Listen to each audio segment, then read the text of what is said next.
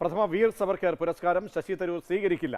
തന്റെ അറിവോടെയോ സമ്മതത്തോടെയോ അല്ല അവാർഡ് പ്രഖ്യാപിച്ചത് എന്ന് തരൂർ വ്യക്തമാക്കി. കോൺഗ്രസിനുള്ള സമ്മർദ്ദം മൂലമാണ് മാറ്റിപ്പറയുന്നത് എന്ന് സംഘാടകരായ HRDSന്റെ സ്ഥാപക സെക്രട്ടറി അജി കൃഷ്ണൻ മാതൃഭൂമി ന്യൂസിനോട് പറഞ്ഞു.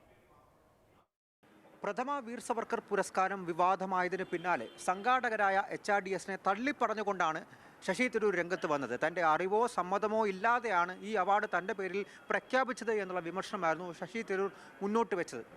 ഇന്ന് രാവിലെ മുതൽ അദ്ദേഹത്തിൻ്റെ പ്രതികരണത്തിനായി എല്ലാവരും ശ്രമിച്ചെങ്കിൽ പോലും അദ്ദേഹം ഒഴിഞ്ഞു മാറുകയായിരുന്നു. പിന്നീട് പെട്ടെന്നാണ് പാർലമെന്റിലേക്ക് അദ്ദേഹം ഓടിക്കയറി വരുന്നത്. അവിടെ ഒപ്പിട്ട ശേഷം അതേപോലെ അദ്ദേഹം മടങ്ങി പോവുകയായിരുന്നു ചെയ്തത്. ആ പോകുന്ന വഴിയിലാണ് ചില മാധ്യമങ്ങളോട് അദ്ദേഹം പറഞ്ഞത് ഇന്നലെയാണ് തനിക്ക് അവാർഡ് പ്രഖ്യാപിച്ചിട്ടുണ്ട് എന്നുള്ള കാര്യം മനസ്സിലാകുന്നത്. താൻ എന്തായാലും അവാർഡ് വാങ്ങാൻ പോകില്ല എന്നുള്ള കാര്യം ശശി തരൂർ വ്യക്തമാക്കുകയായിരുന്നു.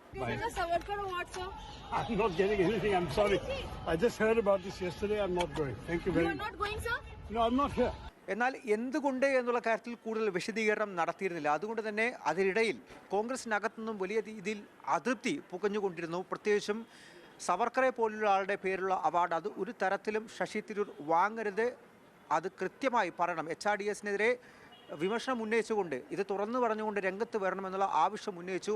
ഒരേപോലെ തന്നെ കോൺഗ്രസ് കേരള ഘടകത്തിൽ നിന്നും അതുപോലെ AICCയിൽ നിന്നും ഇത് തന്നെയാണ് ഉയർന്ന നിലപാട്. അതിന് പിന്നാലെയാണ് അദ്ദേഹം കാര്യങ്ങൾ കുറച്ചുകൂടി വിശദീകരിച്ച് കാര്യങ്ങൾ പറഞ്ഞുകൊണ്ട് രംഗത്തെത്തിയത്.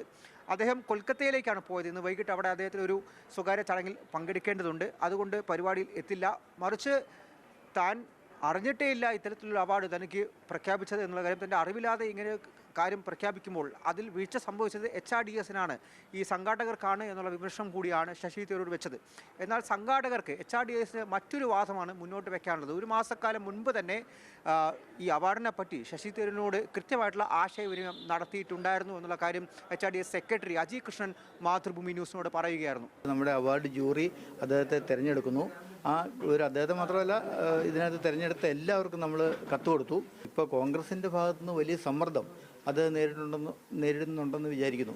ഏതെങ്കിലും തരത്തിൽ അസൗകര്യമുണ്ടോ എന്നുള്ള കാര്യം അന്ന് തന്നെ ശശി തരൂരിനോട് ചോദിച്ചാണ്. അന്നൊന്നും തന്നെ തങ്ങളോട് ഈ ശശി തരൂർ അസൗകര്യമുള്ള കാര്യം പറഞ്ഞിരുന്നില്ല. താൻ വരും എന്നുള്ള കാര്യം തന്നെയായിരുന്നു HRDSനോട് വ്യക്തമാക്കിയത് എന്ന വാദമാണ് അവർ മുന്നോട്ട് വയ്ക്കുന്നത്.